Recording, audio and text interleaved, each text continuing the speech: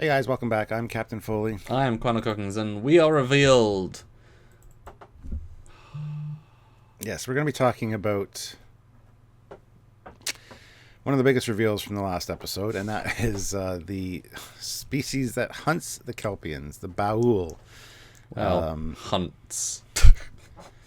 Well, yeah, the predator species. See, that leads into the whole beginning of this conversation where the way that Saru made it sound initially that they were hunted, they were prey animals.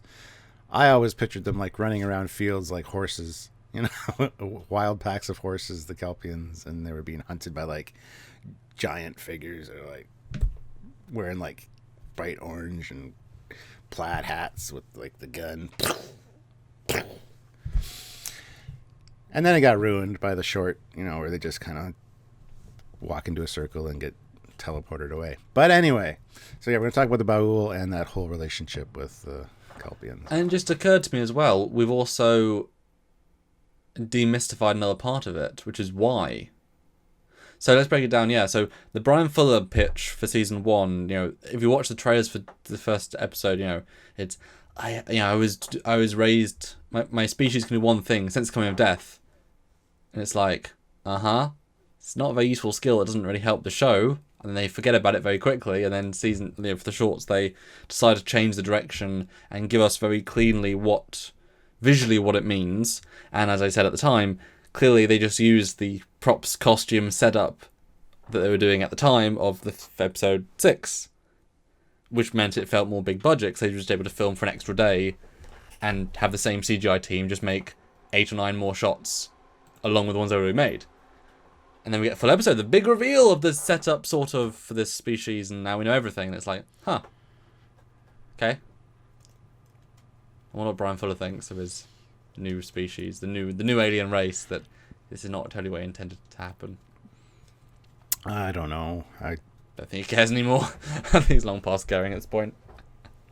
Well, I would love to see an interview with him or have an interview with him because I'd like to ask him quite a few questions. But anyway. What do you think of the reveal then? This long-awaited back to Saru's species home planet reveal. Okay, it was very interesting and very well done. Okay. I thought it was pretty good. Right? I did initially expect that the Baul were just going to be evolved Kelpians that were just kind of subjugating a part of their species and not letting them evolve. Like the Baku and Sona reveal. Baku, yes. Baul. Whoa. See, that's just epic. Well, however, they went in a little bit different direction and actually seeing the Baul come out of the tar pit and like look evil, their eyes even.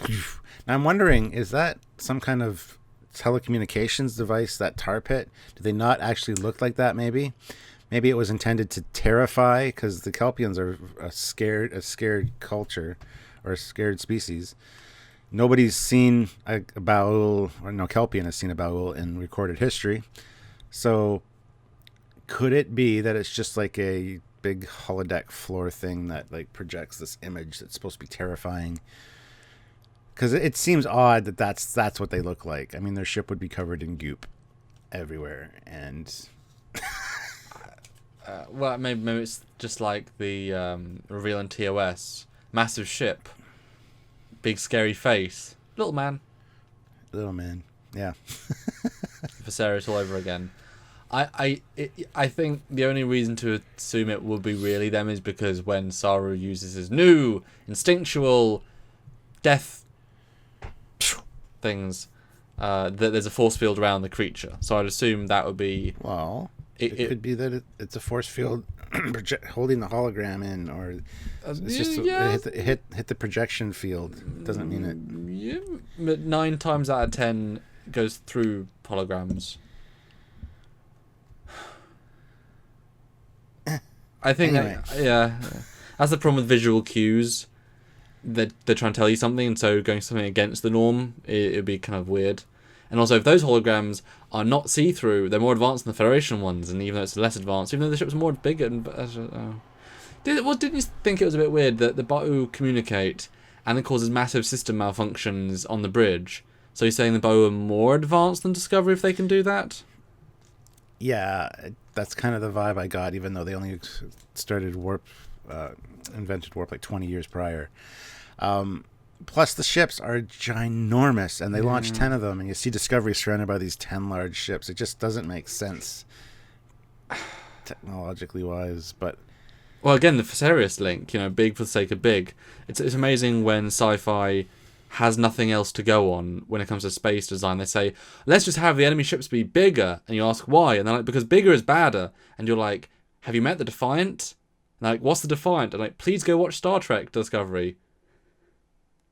Design is better than big, because obviously they're warp capable, but hugely isolar. They stay within their own culture, but they're facing this Saru species that have nothing possibly as a threat. So warp capable, but don't use it. High advanced technology, but they're not normally like weapon tech. If they're more advanced Discovery, that tech is normally into fight things. If they don't venture out of Kelpia, why are they building more and more advanced weapons to do what? To kill more Kelpians in non-space? Tech tends to represent where we are, what's happening. So they should be, not very advanced. But the implication is that they're very advanced, but they really shouldn't be. And if they are, why? Well, there could have been some outside influence that helped them, perhaps, or something. But yes, yeah, because I was thinking the same thing when I was watching it. Going, why are these guys so advanced? Could it be like the Ferengi? They bought their technology from another species, or something like that.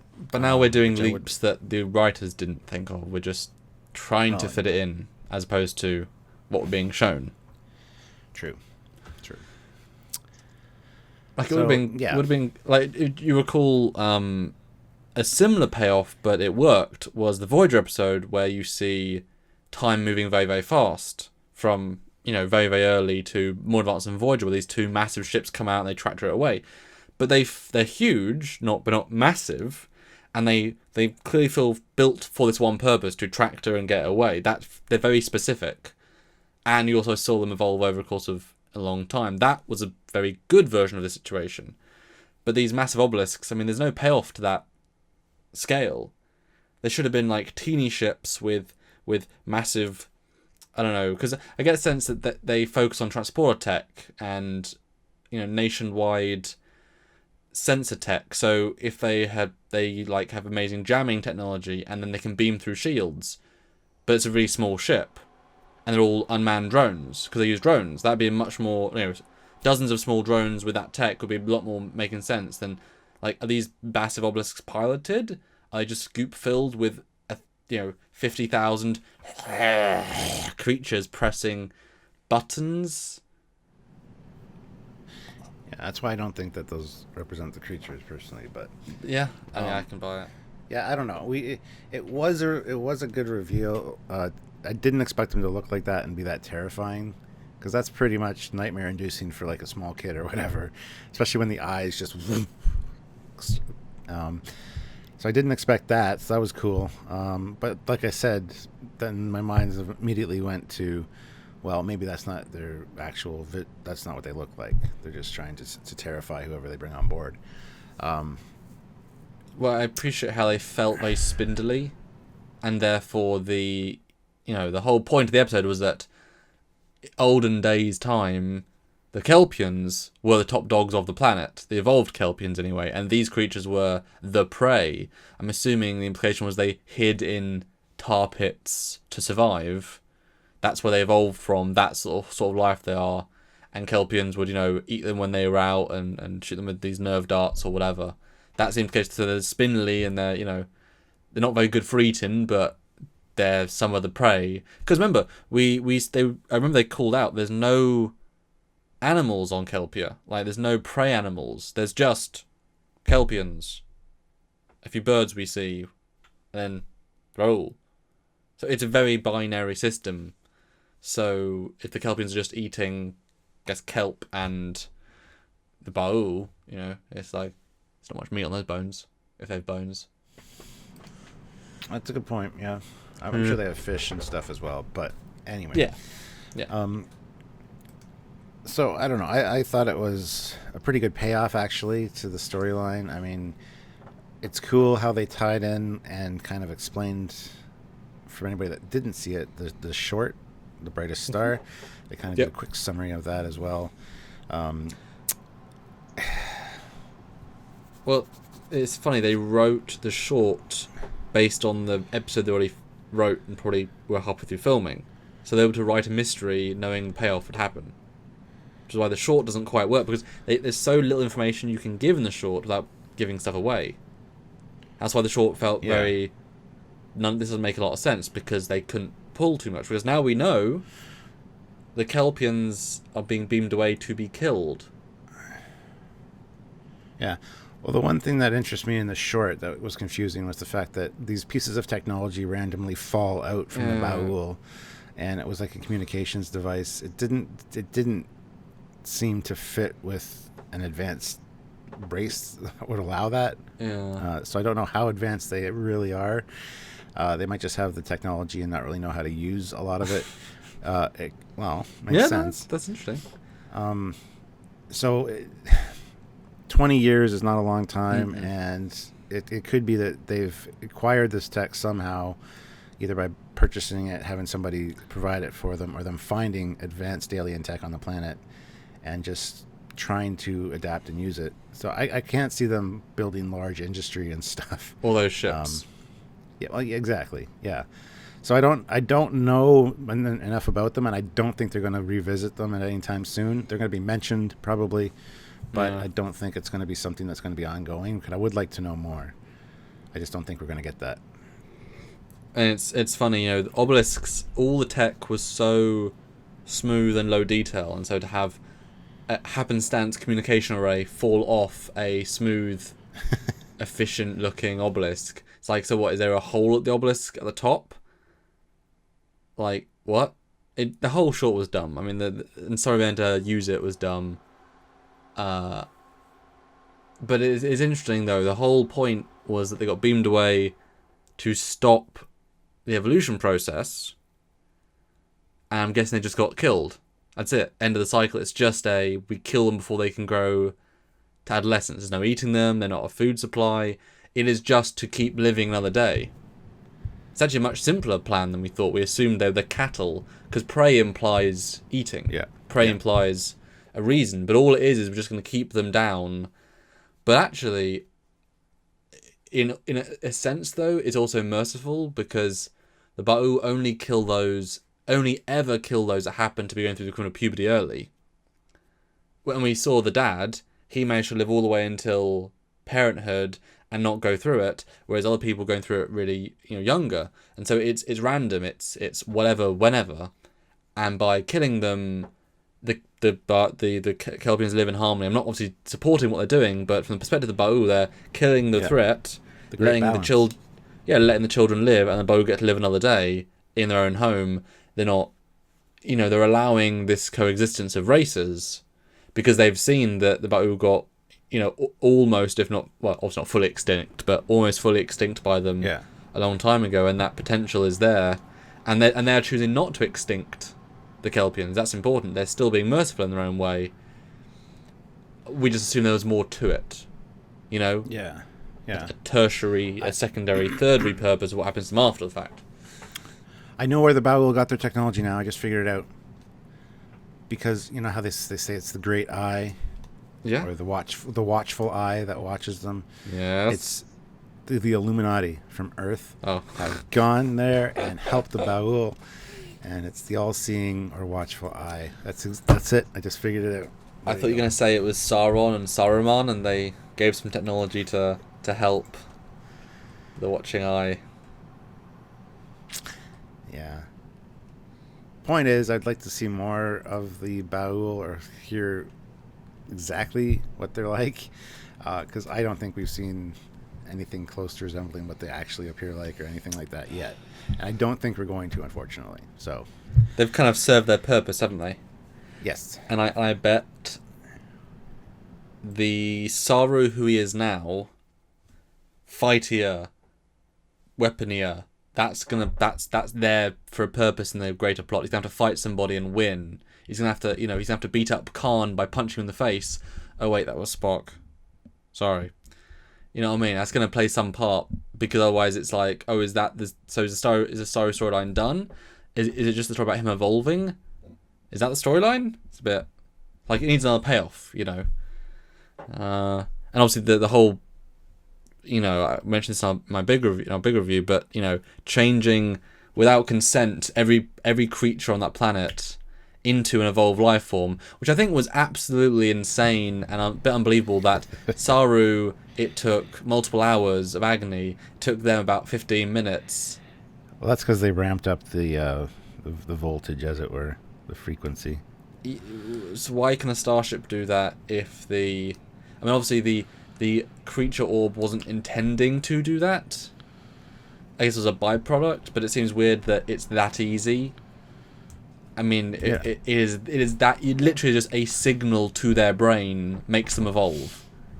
I'm not sure that's how evolution works. Not sure that's how science works either. Yeah, but I think it's just really bad to change them all without the consent. Now they're all non-fearing, aggressive, because Saru got aggressive multiple times. His strength increased. He is now a more dangerous person without, and they say, suppressing the fear response. Obviously their fear is higher, so suppressing it to a normal level might be what they mean, but the slight implication is his fear level's going down. He was challenging Pike when he really shouldn't have been. Wasn't caring about the repercussions. Yeah, jumped in on the hail with the Baul after being told not to. Saru's dangerous. Best if you're not part of this conversation, yes. And that means that entire race is now dangerous. And they'll be pissed. Everyone they've ever known has been killed. Literally, everyone they've ever known that isn't in front of them has been killed. That's enough reason to go and beat the Bahu's heads in, isn't it? Make them suffer like they made us suffer. Kill them into their life. And imagine being prey your entire life, and now you have the power to be stronger than them. It's an awful situation they left them in. They needed Federation mediators, and it's their fault. It's now the Federation's responsibility to fix that problem that they just caused. Yes. 100%. They need to send envoys there, and they need to send... It's awful what they did. It might have been not good what happened, but there's ways of doing things, and it's an awful way of doing it. I will agree. And on that note, guys, put your comments down below. What do you think about the Baul? Do you want to see more of them? Mm-hmm. Did you like the way they appeared? Is they what you expected? Did you even expect anything at all? Put your comments down below. And don't forget, if you're able to, click that like button and subscribe. That's really helpful. And click the notification icon as well, so you get notified every time we upload. Also, check our description. We got a lot of cool links to a lot of cool stuff, including our social media, where you can join our Trekyards community and talk about these very topics in a very great and awesome atmosphere with some cool people. So check out all the links and do your thing. And what are some of those links, Stuart? What are the best links, would you say? I have the wonderful links are down below. Ooh, Teespring is fantastic. The Teespring store Stuart's is awesome. baby. Yeah, it is. Check it out. We've got a lot of cool Trekyards merchandise. There's always more being added. And looking forward to seeing our stuff in your houses. That sounds kind of creepy. But if you get a shirt, send us a picture. Post it on the Facebook page. If you get a mug, same thing. Post it. Awesome. Want to see all that cool stuff in your hands. It's like guilty pleasure of just, wow, you guys value us that much to buy our stuff. That's awesome. And send us a picture, please do. And obviously the old chestnut link of Patreon. We do need that financial support to be able to keep this show going at the moment daily, all the time weekly, and God knows how many hours a month. We don't keep track because I think it would be worrying if we did. Or obviously a one-time donation at trekyards.com. Click that donate button, or buy anything Eaglemoss related via their store, via our affiliate link, or just normal. Just put the code Trekyards at checkout and you get money off. It's worth it. Go save, and there we go. Till next time, guys. I'm Commander Kongs. I'll say Captain there, but I'm Commander Kongs. And I'm Captain Foley. Just remember the watchful eye. I'm not Illuminati, by the way, but the watchful eye. Bye, guys.